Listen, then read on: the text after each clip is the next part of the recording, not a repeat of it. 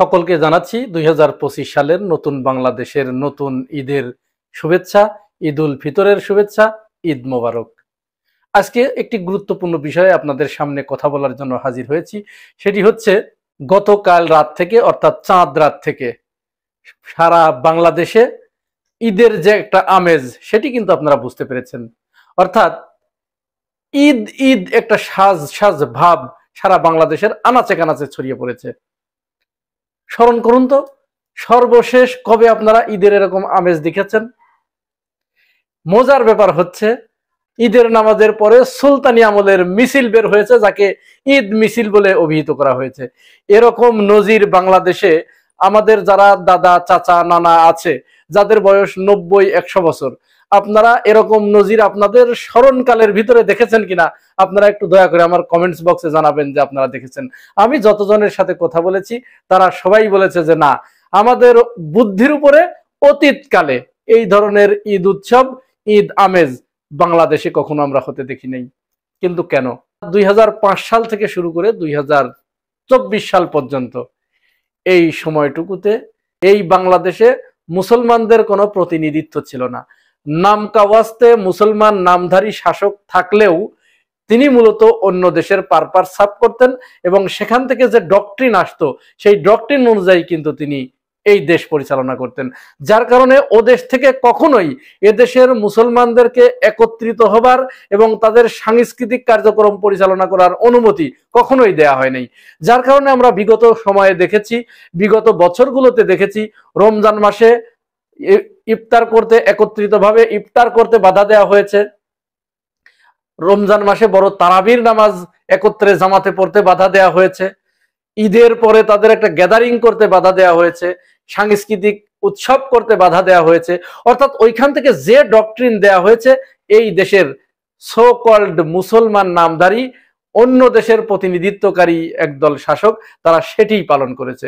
যার কারণে মুসলমানরা ঢাকাতে, আমি বিগত সময়ে যখন ঢাকাতে নামাজ পড়েছি, মসজিদে নামাজ পড়ে ঘরের ভিতরে এসে ঘুমাতে হয়েছে। ঈদের যে একটা আনন্দ এটি বলতে কিছু ছিল না। এবং গ্রামে যখন আমি ঈদ করেছি, গ্রামে ঈদের পরে আমরা ছোট ছোট সাংস্কৃতিক অনুষ্ঠান করার চেষ্টা করেছি, সেগুলোতেও তারা বাদ সেধেছে এবং প্রশাসন দিয়ে বন্ধ করে দিয়েছে। এই অন্তর্বর্তীকালীন সরকারের আমলে এবারই প্রথম ঢাকার আগারগাঁওয়ে যে বাণিজ্য মেলা রয়েছে, পুরাতন বাণিজ্য মেলার যে বিশাল বড় মাঠ, সেই বিশাল বড় মাঠে আজকে প্রায় লক্ষাধিক লোকের সমাগমে বিরাট একটি ঈদ জামাত অনুষ্ঠিত হয়েছে। মজার ব্যাপার হচ্ছে এই ঈদ জামাতের পরে যা জীবনে কোনোদিন আমরা দেখি নাই, আমরা দেখবো কিনা এরকমও কখনো ভাবি নাই, সেটি সম্পূর্ণ হয়েছে। অর্থাৎ বিশাল মিছিল বের করা হয়েছে।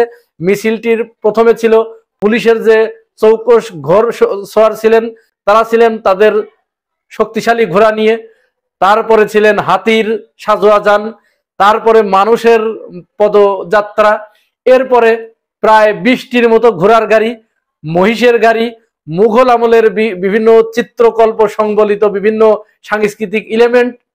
এবং এই মিছিলটি সংসদ ভবনের সামনে গিয়ে সেখানে পুরান ঢাকার ঐতিহ্য অনুযায়ী মিছিলে অংশগ্রহণকারীদের বাতাসা এবং সেমাই বিতরণ করা হয়। এরশাদ সরকারের পতনের পরে এদেশে কোনো মুসলমান শাসক তিনি স্বয়ং জামাতে, ঈদের জামাতে উপস্থিত হয়ে সাধারণ মানুষের সাথে কোলাকুলি করেছেন এবং কুশল বিনিময় করেছেন, মুসাফাহা করেছেন। এটি একটি অনিন্দ সুন্দর দৃশ্য।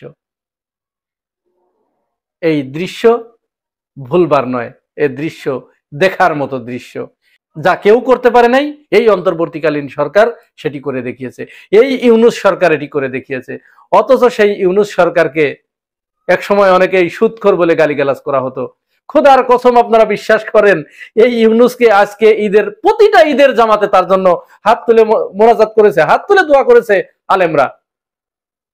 আর অপরদিকে যিনি তাহাজ্জুদি হুজুর, তিনি নাকি সকালবেলা উঠেই যায় নামাজ খুঁজতেন, আজ তাকে অভিশাপে অভিশাপে খোদার লানতে তিনি আজকে তছনছ হয়ে লন্ডভন্ড হয়ে তিনি আজ দেশ ছাড়া হয়ে দেশের বাইরে তিনি জাহান্নামের এক কিনারায় বসে ঈদ করছেন। আজকে সারাদিন কোথায় কোথায় ঈদের নামাজের পরে কি হয়েছে তার ছোট্ট একটি ভিডিও আমি আপনাদেরকে দেখাবো, আপনারা ভিডিওটি দেখুন।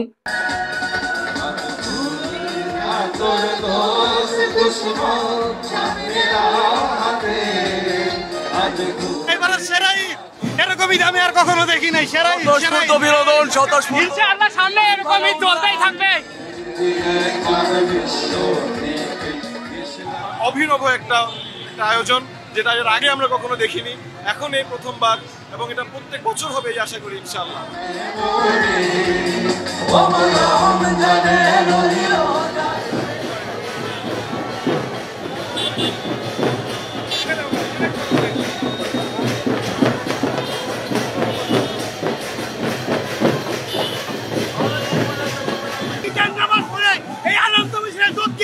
আমাদের খুবই ভালো লাগছে।